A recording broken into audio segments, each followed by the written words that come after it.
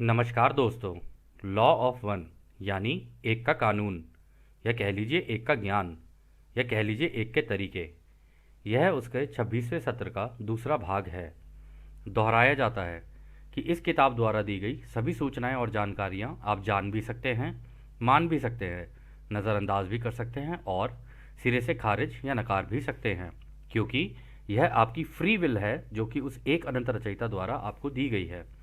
एक और बात कही जाती है कि लॉ ऑफ वन पूरी तरह से सबके लिए फ्री है। यदि कोई इकाई या व्यक्ति इसको निजी स्वार्थ के लिए इस्तेमाल करे तो वह उसकी व्यक्तिगत जिम्मेदारी होगी। और साथ ही साथ यह भी कहा जाता है कि यदि कोई व्यक्ति इस एक के ज्ञान को अपनी भाषा में परिवर्तित करके दूसरों से साझा करना चाहे या फिर इसको अपने किसी भी चैनल पर चलाना चाहे तो वह भी ऐसा कर सकता है, क्योंकि वह भी उसकी फ्री विल है। तो पहला सवाल डॉन करते हैं, जब इन इकाइयों का इलाज पूरा हो जाता है तो क्या परमाणु बम के कारण होने वाले मृत्यु का अनुभव किसी भी तरह से उनकी चौथी घनत्वता में जाने के लिए बाधा बनेगी? तो रा कहते हैं, परमाणु विनाश जैसे कार्य का असर पूरे ग्रह पर पड़ता है। दोनों ही स्तरों पर कोई अंतर नहीं होता है और ग्रह को भी इलाज की ज़रूरत होती है। तो दोस्तों, इसका इम्पैक्ट ऐसा होता है ना कि केवल लोगों के ऊपर या उसके आसपास के क्षेत्र पे नहीं होता है। जो ग्रह होता है ना, वो भी आहत होता है, तो उसका भी इलाज करना ज़रूरी होता है, क्योंकि ये जो ग्रह है ना, कोई भी ग्रह हो, वो सारे ग्रह जिंदा एंटिटी हैं, क्योंकि रचयिता ने बनाया ही इस तरीके से है कि सारी चीज़ें जिंदा हैं। तो खैर, अगला सवाल डॉन करते हैं। मैं विशेष रूप से यह सोच रहा था कि यदि कोई इकाई उस वक्त हिरोशिमा नागासाकी में था तथा चक्र के अंत तक वह कटाई के योग्य हो जाता, तो क्या परमाणु बम से हुई मौत शायद ऐसा सदमा पैदा करे कि वो इस चक्र के अंत में कटाई के योग्य ना बन सके? यही मैं पूछना चाह रहा था। तो दोस्तों, सवाल बहुत अच्छा है ये। सवाल ये है कि मान लो कोई एंड तक पहुंचते पहुंचते, अब इस युग के एंड तक पहुंचते पहुंचते हो सकता है उसकी ग्रेड बन जाए, लेकिन बीच में ही मर जाए किसी कारणवश। अब यहाँ पर तो खैर न्यूक्लियर की बात हुई है, तो क्या उस केस में वो अपने सतयुग, जिसको आप सो कॉल्ड बोलते हो, उसमें जाएगा या नहीं जाएगा, यानी अपनी नेक्स्ट डेंसिटी में जाएगा या नहीं जाएगा? तो रा कहते हैं, यह गलत है। एक बार जब इलाज हो जाता है तो कटाई बिना किसी बाधा के आगे बढ़ सकती है। हालांकि इस क्रिया के कारण पूरे ग्रह का इलाज होगा। इसमें यह अंतर नहीं किया जाएगा कि कौन पीड़ित है या कौन हमलावर है। ऐसा ग्रह को हुई क्षति के कारण होता है। तो दोस्तों, इसमें जब पूरा ग्रह है ना, उसकी तो इलाज होगा ही होगा। और रा ने कह ही दिया है, देखो, अगर बीच में अगर किसी की कटाई रुक गई, मतलब इस तरीके की चीज़ हो गई और उसकी कटाई नहीं होती है, तो ऐसा नहीं है, वो उसका इलाज होगा। और इलाज होने के बाद या तो वो इस ग्रह पे वापस आ जाएगा, जो कि अब तो मुश्किल है, ठीक है ना। अब तो जो जाएंगे वो वापस नहीं आएंगे इस ग्रह पे, ठीक है। वो जाएंगे तो अब किसी और ग्रह पे, तीसरी, जिनका पहले ये होता है कि तीसरी घनत्वता वाले हैं ना, वो सारे चले जाते हैं। हालांकि इसको कहा नहीं जा सकता, क्योंकि मिक्स है सारा कुछ। तो जिसको जिस घनत्वता में जाना होता है ना, उसको वहाँ भेज दिया जाता है कि अब तुम अपनी क्लासेस जो हैं, तो तुम्हारे लेसन हैं जो वहाँ रह गए थे, उनको यहाँ पूरा कर लो, और जहाँ से तुम्हारा छूटा था वहीं से तुम्हारा शुरू हो जाएगा। तो अगला सवाल डाउन करते हैं, और फिर क्या आप ग्रह के इलाज के तंत्र का वर्णन कर सकते हैं, यानी कि ग्रह की हीलिंग कैसे होती है? तो रा कहते हैं, हीलिंग स्वीकृति यानी एक्सेप्टेंस, और क्षमा यानी फॉरगिवनेस, और यदि संभव हो सके तो पश्चाताप यानी रेस्टिट्यूशन की प्रक्रिया है। समय स्थान में पश्चाताप उपलब्ध ना होने के कारण आपके लोगों में से कई लोग भौतिक रूप से पश्चाताप का प्रयास कर रहे हैं। तो दोस्तों, होता क्या है कि जब इस तरीके की चीज़ हो जाती है ना, तो कई लोग उसमें ऐसे भी होते हैं जिन जो खुद के रास्ते पे होते हैं, कुछ होते हैं दूसरों के रास्ते पे। और एक तरीके से ग्रह भी है ना, वो भी पश्चाताप ही कर रहा होता है, ठीक है। और ग्रह इस चीज़ को एक्सेप्ट करता है कि हाँ, मेरे बच्चों से गलती हुई है, ठीक है, इस ग्रह पे जो बच्चे हैं, फिर वो उन्हें माफ़ भी करता है। और ये जो पश्चाताप वाली जो कहानी है ना, पश्चाताप ये है कि भाई वो अब वापस अगर इस ग्रह पे आता है या किसी और ग्रह पे जाता है, जहाँ पर भी जाएगा ना, उसको पश्चाताप करना पड़ेगा, क्योंकि जितनी घटनाएं घट रही हैं ना, ये तुम्हारी वजह से घट रही हैं, क्योंकि तुमने हर चीज़ के लिए हाँ हाँ किया था और तुमने एक्सेप्ट की है इन चीज़ों को। इस वजह से तुम इन चीज़ों को भुगत रहे हो। अब ये सुनने में तो ऐसा लगता है कि नहीं नहीं, हम तो नहीं चाहते थे। ऐसा नहीं है दोस्तों, ये पहले से ही चला आ रहा है। सारी चीज़ें जितनी भी है ना, कोई भी चीज़ आपकी इच्छा के विरुद्ध नहीं हुई है। सारी चीज़ें आप इन्हें एक्सेप्ट की हैं, इस वजह से ये सारी चीज़ें हुई हैं। और हम ये कोई किसी एक व्यक्ति के बारे में नहीं बोल रहे, हम तो पूरे ग्रह की बात कर रहे हैं कि लोगों ने ही तो एक्सेप्टेंस की है, लोगों की तो एक्सेप्टेंस थी, सारी चीज़ें लोग खुद ही करते चले गए, जो जो मिलता गया अच्छा लगता गया वो मांगते चले गए और उनको मिलता चला गया, और अंत में रिजल्ट फिर ऐसा हो जाता है। तो खैर अगला सवाल डॉन करते हैं, यह लोग किस प्रकार भौतिक रूप से इस पश्चाताप का प्रयास कर रहे हैं। तो रा कहते हैं, यह लोग ग्रह के प्रति अपनी प्रेम की भावना दिखाकर, उसके घावों को सहलाकर और इस कार्य से जो असंतुलन हुआ है उसका इलाज करके वह पश्चाताप का प्रयास करते हैं। तो यानी कि एक दूसरे से प्रेम प्यार और ये सारी चीज़ें जो चलती हैं ना, अब देखो दोस्तों कितनी चीज़ें इस दुनिया में घट रही हैं इस वक्त, ठीक है। अब उन घटनाओं की वजह से दो चीज़ें हो सकती हैं, एक व्यक्ति ऐसा भी हो सकता है जो कि गुस्से में आके खुद की सेवा के रास्ते पे निकल जाए और दूसरों को कुछ ना समझे, ठीक है ना, लूट पाट करे, ये सारी चीज़ें करे, ठीक है, कुछ भी कर सकता है वो। लेकिन उसी के विपरीत एक दूसरा भी हो सकता है जो प्रेम प्यार से कहता है कि चलो ठीक है यार, अब तो जो हो गया हो गया, इस चीज़ को अब हम ठीक करने की कोशिश करते हैं और एक दूसरे के साथ प्रेम प्यार से पेश आते हैं। ये दो रास्ते हैं, दोनों में से कौन व्यक्ति क्या चुनता है ना, ये सारा कुछ उस पर निर्धारित है। तो अगला सवाल डाउन करते हैं, फिर जब यूएफओ की घटना लोगों के सामने स्पष्ट रूप से हुई तब कई लोगों के समूह ने उनसे संपर्क की जानकारी दी। कई लोगों के समूह ने यूएफओ के इकाइयों के साथ टेलीपैथिक संपर्क की बात की और कई लोगों ने उन टेलीपैथिक संपर्क को रिकॉर्ड भी किया। क्या महासंघ का झुकाव यूएफओ में रुचि रखने वाले समूहों को टेलीपैथिक संपर्क से प्रभावित करना था? तो रा कहते हैं यह सही है। हालांकि हमारे कुछ सदस्य खुद को विचार रूप का इस्तेमाल करके समय स्थान से निकलकर स्थान समय में काउंसिल के इजाज़त के समय समय पर बिना धरती पर उतरे आपके आसमानों में दिखना शुरू हो गए थे।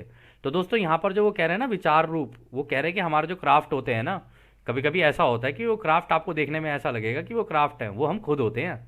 मतलब हम किसी भी भेष में आ सकते हैं आपके सामने। हम उस लेवल पे पहुंच चुके हैं जहां हम अपने सोच को ना एक रूप दे सकते हैं। तो यानी यदि हम खुद एक स्पेस क्राफ्ट बनना चाहें तो हम खुद भी बन जाते हैं, और जब हम बनते हैं तो हम बिल्कुल रोशनी के स्पेस क्राफ्ट बन के तुम्हारी आंखों के सामने आने लग जाते हैं। तो यदि आप लोगों को किसी को ऐसा लगे कि ये जो क्राफ्ट्स आते हैं, ये जो विमान आते हैं, ये हो सकता है कि कोई टेक्नोलॉजी वगैरह का इस्तेमाल करके होता हो, नहीं दोस्तों ऐसा नहीं है। ये जिंदा क्राफ्ट होते हैं और इनकी अपनी सोच होती है। और ये कई केसेस में ऐसा हम लोगों ने भी जब रिसर्च कर रहे थे तो हम लोगों को पता चला, ये जो क्राफ्ट्स होते हैं ना, ये कोई भी मतलब इतने एडवांस लेवल की ये सभ्यताएं होती हैं कि खुद को ही क्राफ्ट बना लेती हैं। तो मतलब जैसे मान लो एक ग्रुप को जाना है तो उनमें से कोई एक अपने आप को क्राफ्ट बना लेगा, बाकी सारे उसके अंदर बैठ जाएंगे और बाकी सारे उसके अंदर घूमने निकल जाते हैं इस तरीके से। और ये तो खैर ब्रह्मांड में घूमते हैं पूरे, तो आप समझ ही सकते हो किस लेवल की सभ्यता के बारे में बात हो रही है। हम फंस गए बेचारे, चलो कोई बात नहीं। तो खैर अगला सवाल डॉन करते हैं, फिर क्या वह सारे यूएफओ जो धरती पर उतरे थे, सिवाय उसके जिसमें आइजनहावर से संपर्क हुआ था, वह सारे ओरियन समूह या उसी तरह के समूहों द्वारा हुआ था? तो रा कहते हैं कुछ लोगों के उदाहरण को छोड़कर जिससे इसका कोई संबंध नहीं है, यह सही है। तो वो ये कह रहे हैं कि देखो ऐसा नहीं है कि जो आइजनहावर से जो मिले थे वो हमारे महासंघ के लोग थे, लेकिन तुम्हारे इसी ग्रह पे कुछ हैं जो ओरियन समूह के साथ मिलकर काम कर रहे हैं, ठीक है। और ये जो क्राफ्ट ओरियन समूह के आते हैं ना, वो उनसे मिलते हैं, ना कि सबसे। वो ओरियन समूह वो पहले ही बता चुके हैं, ओरियन समूह तो उनसे मिलता है जो खुद की सेवा के रास्ते पर होते हैं। तो उनको जितनी नॉलेज, उनको जितना ज्ञान मिल रहा होता है ना, उनको वहाँ से मिल रहा होता है। और जिनको यहाँ से ज्ञान चाहिए होता है, मतलब महासंघ से ज्ञान चाहिए होता है, वो महासंघ से ले रहे होते हैं। तो खैर आगे डॉन कहते हैं, क्या इनमें से हर मामले में यह आवश्यक है कि जिस इकाई ने इनमें से किसी एक लैंडिंग में संपर्क किया गया है वो ओराइन समूह को बुलाएगी, या क्या इनमें से कुछ इकाइयाँ ओराइन समूह के संपर्क में आती हैं भले ही वे उस समूह को नहीं बुला रही हों? तो दोस्तों यहाँ पे वो ये कह रहे हैं कि क्या ऐसा पॉसिबल है कि हो सकता है कि हम बुला तो रहे हों महासंघ को और ये ओराइन समूह बीच में घुस जाए उसके? तो रा कहते हैं आपको चौथी घनत्वता नकारात्मक की समझदारी की गहराइयों में उतरना होगा। यह आपके लिए कठिन है। एक बार आपके तथाकथित खिड़कियों के खुलने से तीसरी घनत्वता के स्थान समय निरंतरता में पहुंचने के बाद यह लड़ाके जैसा चाहे लूटपाट कर सकते हैं। परिणाम पूरी तरह से उनकी ध्रुवीयता पर निर्भर करता है जिसे आप गवाह, विषय या पीड़ित कहते हैं। यह चौथी घनत्वता नकारात्मक के उस वास्तविक विश्वास के कारण होता है कि खुद से प्रेम करना सभी से प्रेम करना है। इस प्रकार दूसरी इकाइयों को या तो सिखाया जाता है या गुलाम बनाया जाता है। इस प्रकार एक शिक्षक होता है जो खुद के प्रेम को सीखता है। जो भी इस तरह की शिक्षा के संपर्क में आता है तो इरादा यह होता है कि चौथी घनत्वता नकारात्मक या खुद की सेवा वाली इकाई को कटाई के योग्य बनाया जा सके। तो दोस्तों पता है यहाँ पे क्या कह रहे हैं? रा कह रहे हैं कि देखो ऐसा नहीं है। जब ये लोग आते हैं ना तो आपको समझना पड़ेगा कि ये कितनी डीप कहानी होती है, इसके अंदर कितनी मतलब गहराई कितनी है इसके अंदर। कहते हैं कि जब ये आते हैं ना, ये जब खिड़कियां खुल जाती हैं, जब भी अफरा तफरी का माहौल होगा ये खिड़कियां खुल जाएंगी।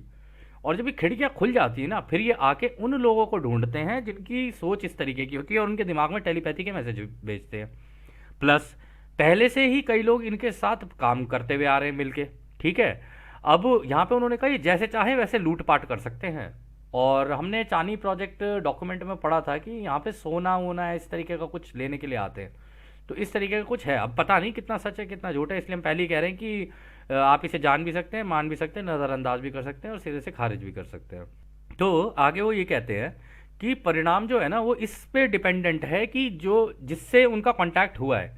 अब ऐसा भी हो सकता है कि भाई कोई दूसरों की सेवा वाले रास्ते पर हो, उसके साथ इनका कांटेक्ट हो जाए।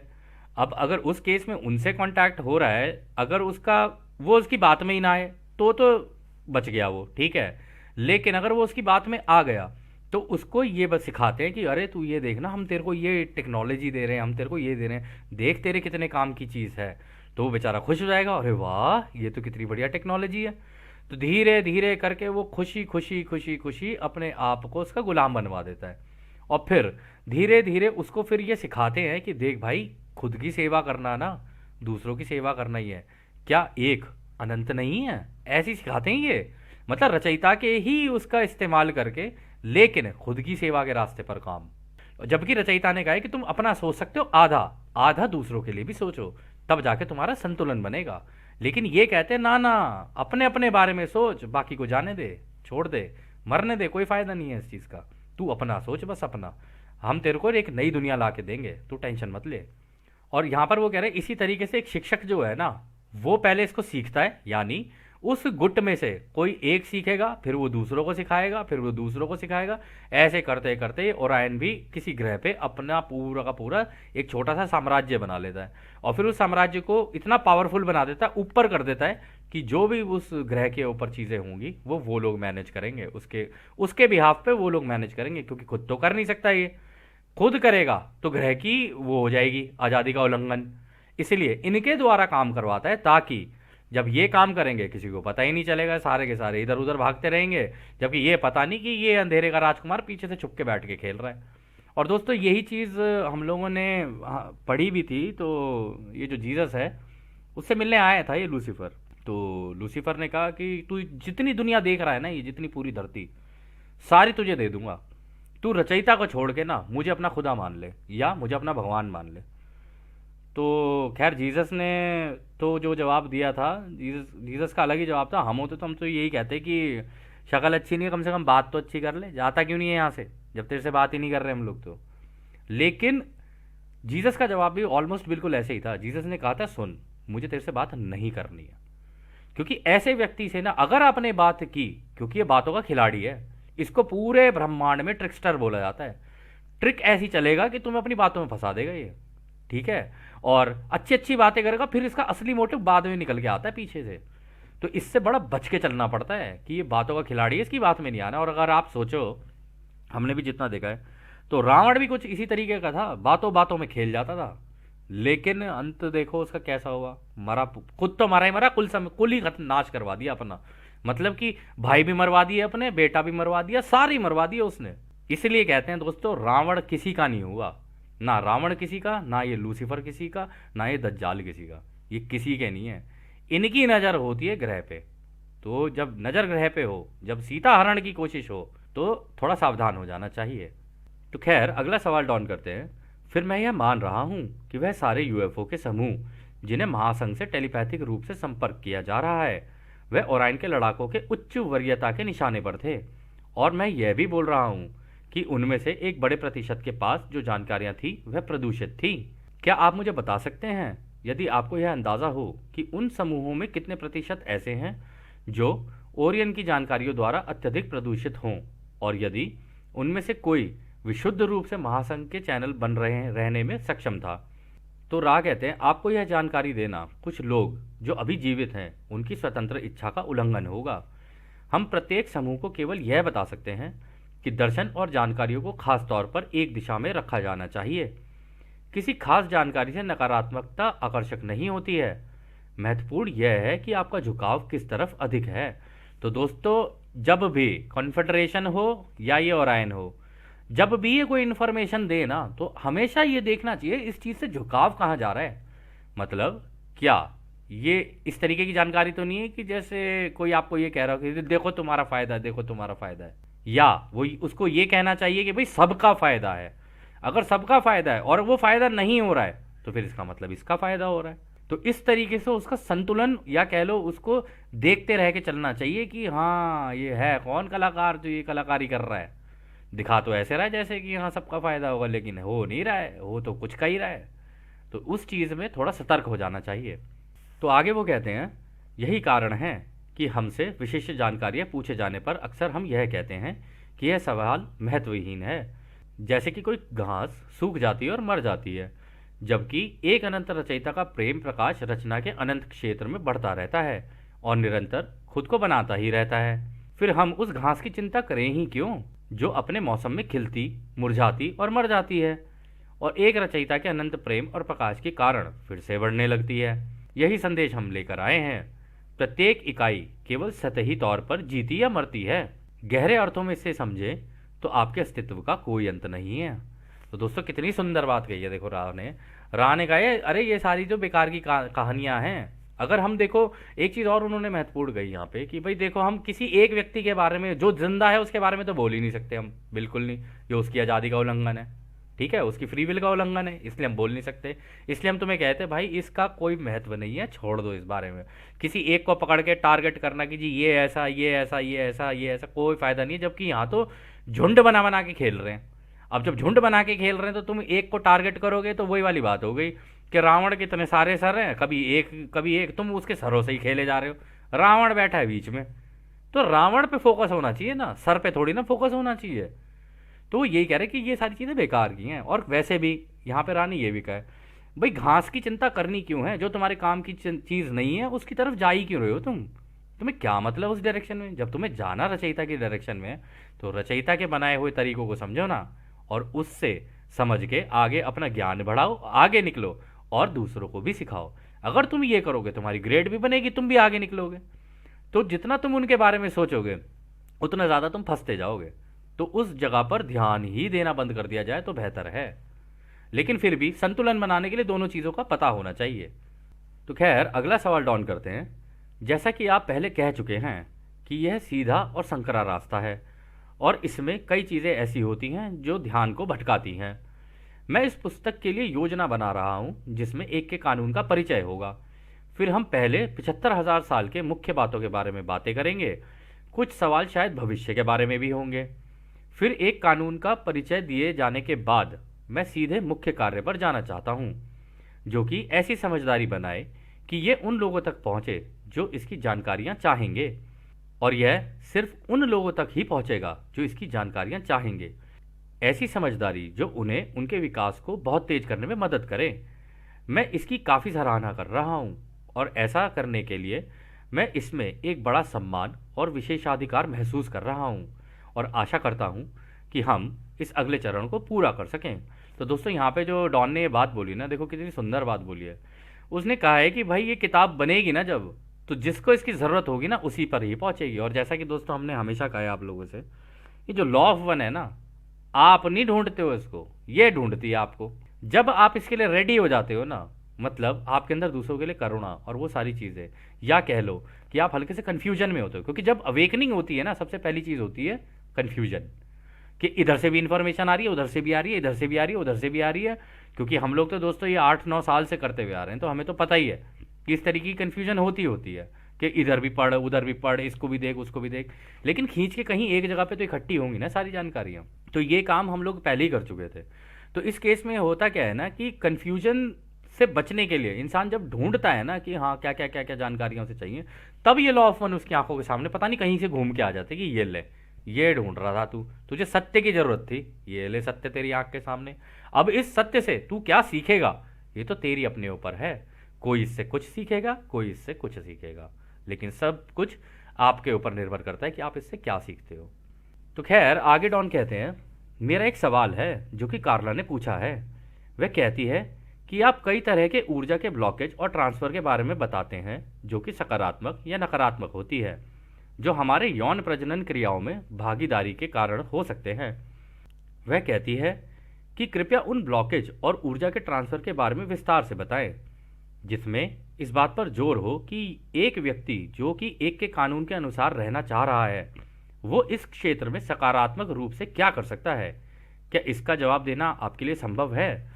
तो दोस्तों यहाँ पे ये जो यौन प्रजनन क्रिया है इसके बारे में जो बात हो रही है, तो इसको हम लोग प्रेम क्रिया भी बोल सकते हैं, जो एक्टिविटी होती है। तो वो ये पूछ रहे क्या इसका इस्तेमाल करके उन ब्लॉकेजेस का, जो हमारे चक्रों में जो ब्लॉकेजेस होती हैं, क्या इनको खोला जा सकता है, और अगर खोला जा सकता है तो उसका इस्तेमाल कैसे किया जा सकता है।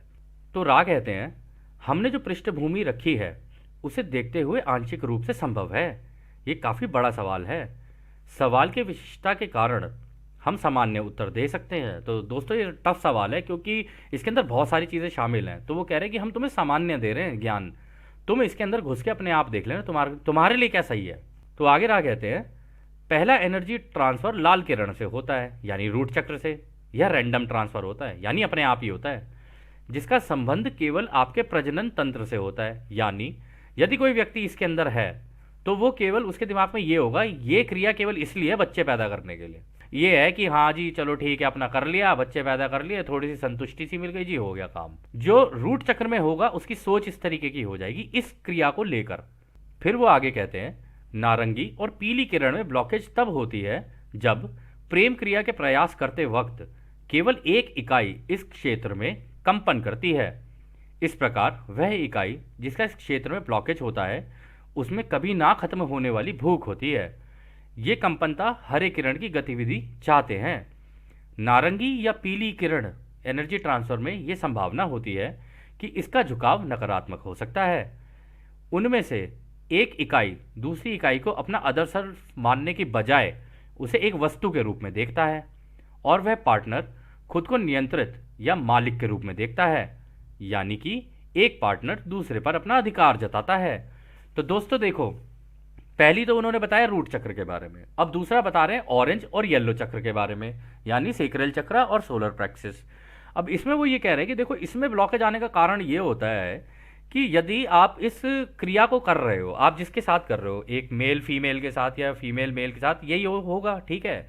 तो इस केस में होता क्या है कि अगर आपने सामने वाले को ये सोच के नहीं किया ना कि ये मैं ही हूं, तो फिर आप ना उसे उतना प्रेम नहीं दे पाओगे उस चीज़ के अंदर। आप ये सोचो कि हाँ ये तो क्रिया है, ठीक है, चलो ठीक है, हाँ जी मज़े लेने के लिए ठीक है, हो गया तो हो गया। आप इस पॉइंट ऑफ व्यू से सोचोगे। तो जब आप इस पॉइंट ऑफ व्यू से सोचोगे ना, तो दोनों में से कोई ना कोई एक दूसरे को डोमिनेट करने की कोशिश करेगा और सामने वाले को अपनी वस्तु मानेगा कि हाँ ये मेरी चीज़ है, ठीक है। और जब वो ऐसे सोचेगा जब ये मेरी चीज़ है, तो वो उस पर अपना अधिकार जमाने की कोशिश करेगा, और जब वो अपना अधिकार जमाने की कोशिश करेगा तो उसका जो झुकाव है वो दूसरों की सेवा वाला नहीं, खुद की सेवा वाला हो जाएगा। और इसकी वजह से होगा क्या, उसके नीचे के ये जो दो चक्र है ना, इनके अंदर आ जाएगी ब्लॉकेज। अगर वो अपने पार्टनर को ऐसे नहीं देखता है कि हाँ मैं तुझे अब समर्पित करता हूँ और तू मुझे अपने आप को समर्पित कर, ये सोच के कि हम दोनों एक ही हैं, यानी तू और मैं और तू एक हैं, और जब इस तरीके से करेंगे ना, तो दोनों इस क्रिया को इस तरीके से करेंगे जहां पर इसके अंदर प्रेम होगा, ना कि एक दूसरे के ऊपर जीत हासिल करना। तो खैर फिर आगे रहा कहते हैं, चौथी किरण यानी कि ग्रीन रे में दो तरह की संभावना होती हैं। पहली संभावना यह होती है कि यदि दोनों ही चौथी किरण यानी ग्रीन रे की कंपन में कांप रहे हों, तो दोनों के बीच एक मजबूत एनर्जी ट्रांसफर होता है। नकारात्मक ध्रुव या स्त्री यानी नेगेटिव ऊर्जा, यानी जिसे फीमेल कहा जाता है, जो ऊर्जा को उसके पार्टनर के रूट से ऊपर की ऊर्जा क्षेत्रों की ओर खींचती है। इस प्रकार वह शारीरिक रूप से अधिक मजबूत हो जाती है। सकारात्मक या पुरुष ध्रुव इस ऊर्जा के ट्रांसफर में एक प्रेरणा को खोजता है, जो उसके मन, शरीर, आत्मा परिसर के आत्मा वाले भाग को संतुष्ट और पोषित करता है, यानी कि इससे उसे संतुष्टि मिलती है। इस प्रकार दोनों का ही ध्रुवीकरण हो जाता है, यानी दोनों संतुलित हो जाते हैं। और जिसकी प्रकृति में जो भी अधिक मात्रा में होता है वो रिलीज हो जाती है, जिसे आप कह सकते हैं नकारात्मक सहज और सकारात्मक शारीरिक ऊर्जा दोनों ही संतुलित हो जाती हैं। इस ऊर्जा के ट्रांसफर को तभी ब्लॉक किया जा सकता है जब एक या दोनों इकाई को कब्जे का या कब्जे में होने का, कब्जा करने की इच्छा रखने का या कब्जा करने की इच्छा होने का डर हो। तो दोस्तों इस क्रिया को करते वक्त अगर दोनों में से किसी में ये रहा ना कि अगर मैंने इसके साथ ये किया तो शायद मैं इसके कब्जे में आ जाऊंगा या इसके कब्जे में आ जाऊंगी, या कहीं ये मुझे कब्जा ना ले, कहीं ये क्या कहते हैं मुझे दबा ना दे इस चीज़ के अंदर। और जनरली मैक्सिमम केसेस में ऐसा देखा गया है कि जब ये क्रिया होती है तो फिर उसके बाद ना दोनों एक दूसरे को ऐसे समझने लगते हैं जैसे मेरी प्रॉपर्टी है। ये प्रॉपर्टी थोड़ी ना है यार, वो सामने वाली चीज़ तुम ही तो हो, जो सामने वाला व्यक्ति है तुम हो। तो जब तुम अपने से इतना प्यार करते हो तो उससे भी तो उतना ही प्यार करोगे ना। और तुम जितना ज़्यादा इस क्रिया को करोगे तो तुम्हारा फिर वही चला जाएगा, इंटरेस्ट ही चला जाएगा। तो इसको करना इस तरीके से होता है कि हाँ थोड़ा ध्यान रख के भाई अंतराल में जब तक मतलब आंखों आंखों में बात अगर होके अगर एक दूसरे के प्रति प्रेम नहीं है ना तो इसको करने का कोई फायदा नहीं है। और उन्होंने ये भी कहा कि जो फीमेल होती है ना उसको ऐसे दिखाया गया जैसे ये एक नेगेटिव एनर्जी है और जो मेल है उसे पॉजिटिव एनर्जी है। फीमेल का काम ये होता है कि वो मेल की जो ऊर्जा है ना वो अपने ऊपर खींचती है उस ऊर्जा को, ठीक है। लेकिन जो मेल होता है ना वो उसके अंदर ये खोजबीन में लगा रहता है, वो एक्सप्लोरर होता है। फीमेल जो होती है वो एक्सप्लोर्ड होना चाहती है, जो मेल होता है वो एक्सप्लोर करना चाहता है। तो इस वजह से दोनों के अंदर ये होता है। लेकिन अगर इस क्रिया को इस तरीके से किया जाए ना कि एक को एक्सप्लोर होना अगर पसंद है तो दूसरे को उसको एक्सप्लोर करना भी पसंद होना चाहिए। अगर ये दोनों चीज़ों का संतुलन बन गया तो दोनों के ही चक्र खुल जाते हैं।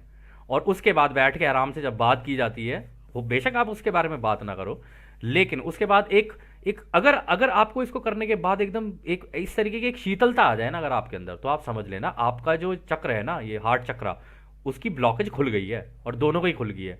और जब ये खुलती है ना शरीर के अंदर, दिमाग के अंदर और आत्मा के अंदर, तीनों के अंदर एक संतुलन आ जाता है। तो खैर इसके आगे क्या कहते हैं, दूसरी संभावना यह है कि एक इकाई तो ग्रीन रे ऊर्जा दे रहा है परंतु दूसरा इकाई यूनिवर्सल प्रेम की ऊर्जा नहीं दे रहा है। इस कारण उसके ऊर्जा क्षेत्र में ब्लॉकेज आ जाएगी जिससे यह ग्रीन रे ऊर्जा नहीं मिलती है। इस कारण उसमें निराशा या भूख बढ़ जाती है। इस प्रकार जो ग्रीन रे ऊर्जा दे रहा है उसका झुकाव दूसरों की सेवा की तरफ हो सकता है। तो दोस्तों यहाँ पे पता है वो क्या कह रहे हैं, दोनों पार्टनर में से एक तो ये सोच रहा होगा कि हाँ ये मेरे लिए ऑब्जेक्ट है, बस करना है इसको कि हाँ ठीक है यार थोड़ा सा दिमाग शांत हो जाए, बस वो आगे ख़त्म हो, चलो अपना निकलो अपना, है ना। लेकिन जो दूसरा है ना वो दिल से कर रहा होगा कि हाँ मुझे इसको ये चीज़ देनी है। अगर वो ऐसा कर रहा है ना तो एक की ब्लॉकेज खुल जाएगी, दूसरे के अंदर ब्लॉकेज आ जाएगी। और जिसके अंदर ब्लॉकेज आ जाएगी ना वो खुद की सेवा के रास्ते पे निकल जाएगा और जो देना चाह रहा है वो दूसरों की सेवा के रास्ते पे निकल जाएगा। उसका बिहेवियर ही ऑटोमेटिकली वैसा होता चला जाएगा। तो इसके आगे और कहते हैं रहा, ब्लू रे ऊर्जा का ट्रांसफर इस समय आप लोगों के बीच कुछ दुर्लभ है, यानी रेयर ही है, परंतु इसके ऊर्जा ट्रांसफर से बिना किसी असुरक्षा या भय के खुद को अभिव्यक्त करने में यह काफ़ी मददगार होता है। तो दोस्तों ब्लू रे जो एनर्जी सेंटर है ना वो तब होता है जब कोई व्यक्ति अपने आप को खुल के एक्सप्रेस करना जानता हो। अब सामने वाले हो सकते हैं यार ये तो कुछ ज़्यादा ही एडवांस्ड हो रहा है, ये तो कुछ ज़्यादा ही खुल के बोल रहा है। भाई वो खुल के इसलिए बोल रहा है क्योंकि उसका ब्लू एनर्जी यानी जो थ्रोट चक्र है वो खुल चुका है, उसे अपने आप को एक्सप्रेस करने में कोई दिक्कत नहीं हो रही है, वो जैसा है वैसा है। लेकिन इस केस में होता क्या है कि कभी कभी ऐसा होता है संतुलन बनाने की ज़रूरत होती है। अगर वो ज़्यादा बड़ बोला हुआ तो वो सामने वाले को हर्ट करेगा, इसलिए उसे बोलना तो है, अपने आप को एक्सप्रेस भी करना है, लेकिन अपने आप को एक्सप्रेस इस तरीके से करे कि सामने वाला हर्ट ना हो। अगर इसका संतुलन कोई बना ले तो इसका ब्लू रे एनर्जी सेंटर है ना ये बहुत अच्छे से काम करता है। फिर आगे वो कहते हैं, इंडिगो रे ऊर्जा का ट्रांसफर आप लोगों के बीच काफ़ी दुर्लभ है। यह आपके शरीर का वह पवित्र भाग होता है जिसके माध्यम से वॉयलेट रे का संपर्क अनंत बुद्धिमानिता से किया जा सकता है। तो दोस्तों यहाँ पे वो पता है क्या कह रहे हैं, यहाँ पे वो कह रहे हैं जो ये जो पीनियल ग्लैंड होता है ना, तीसरी आंख वाला जो होता है, कह रहे हैं ये तो बहुत ही रेयर केस में होता है तुम्हारे यहाँ पे, क्योंकि इस एक्टिविटी का इस्तेमाल करके ना इसको भी खोला जा सकता है। बट उसके लिए अलग अलग टेक्निक्स होती है। रा ने आगे बताया था कि तंत्रा एक ऐसी टेक्निक है, उसका इस्तेमाल करके आप इसको खोल सकते हो। तो अगर आप चाहे तो उसको एक्सप्लोर कर सकते हो, ये आपके ऊपर ही छोड़ते हैं हम, ठीक है। तो वो कह रहे हैं कि इसका भी इस्तेमाल करके आप अपनी तीसरी आंख खोल सकते हो। फिर आगे वो कहते हैं अंतिम दो स्तरों पर यानी कि इंडिगो और वॉयलेट रे पर कोई भी ब्लॉकेज नहीं होती है। यदि दोनों ही इकाइयां इस ऊर्जा के लिए तैयार ना हों तो यह ना दिखाई देती है और ना ही ट्रांसफर या ब्लॉक होती है। यह इस प्रकार होता है जैसे कि वितरक डिस्ट्रीब्यूटर को एक शक्तिशाली इंजन से हटा दिया गया हो। तो इसमें यह होता है कि दोस्तों कि मान लो एक रिलेशनशिप में अब दोनों एक दूसरे की शक्ल ही नहीं देखना चाहते, ऐसा हो गया। तो इसमें हालांकि ब्लॉकेज नहीं होती, इसमें ब्लॉकेज को नहीं कहा जा सकता, लेकिन इसमें यह कहा जा सकता है भाई जब अब तुम दोनों एक दूसरे की शक्ल ही देखना पसंद नहीं करते हो, एक दूसरे के साथ ही रहना पसंद नहीं करते हो, तो इसकी वजह से तुम दोनों के बीच जो चक्र है ना उनके अंदर ब्लॉकेज आ रही है। इससे बेटर ये है दोनों के दोनों अलग ही हट जाओ, क्योंकि तुम्हारे इसकी वजह से ना तुम्हारी आगे निकलने की जो वो है ना उसमें दिक्कतें पैदा हो सकती हैं। तो इस केस में ऐसा होता है कि किसी को डिसीजन तो लेना पड़ेगा दोस्त। अब हम ये तो नहीं कह सकते कि आप क्या करोगे क्या नहीं करोगे, इस किताब के अंदर जैसा है हमने आप लोगों के सामने रख दिया है, हम आपको कुछ नहीं कह सकते कि आप क्या करो क्या ना करो। तो इस केस में ऐसा हो जाता है। फिर आगे वो कहते हैं उदाहरण के तौर पर कार्ला ने इन अनुभवों के दौरान ओरायन समूह को भी चकित कर दिया था। उस पदार्थ के खाने के बाद भी उसका येलो रे दूसरों के लिए पूरी तरह खुल गया। हम सही करते हैं कार्ला महत्वपूर्ण यानी वाइटल ऊर्जा में कम बढ़ रही है तथा उसका ग्रीन रे और ब्लू रे ऊर्जा दूसरों से परस्पर यानी इंटरैक्शन के लिए आंशिक रूप से खुला है, यानी कि वह पदार्थ खाने के बाद भी उसके ऊपर के ऊर्जा चक्र खुले हैं। तो वो ये कह रहे हैं कि हालांकि इसने एलएसडी ले लिया था या इसने ड्रग्स ले ली थी, कह रहे लेकिन ओरायन को तो ये लग रहा था कि अब इसकी ऊर्जा जो है गिरेगी, अब इससे नहीं होगी ये चैनलिंग, लेकिन हुआ उल्टा। क्योंकि उसका दिल का चक्र खुला हुआ था ना, तो उसने वो लिया ना, तो उसको लेने के बावजूद भी वो दूसरों से प्रेम वाले भाव के अंदर आ गई और खुल के अपने ये जो गले का जो इस्तेमाल है ना, ये जो इसके जितने चक्र हैं उनका इस्तेमाल और अच्छे से करने लग गई। वो कह रहे ग्रीन और ब्लू यानी अपने दिल का इस्तेमाल और अपने मुंह से जो वो बोल रही थी ना उससे ऐसा बोल रही थी कि सबके दिल को शांति पहुंच रही थी। तो इस वजह से जो ओरायन था ना वो भी हैरान हो गया, कह रहा भाई यार करना हम कुछ और चाहते थे, हो कुछ और गया यार।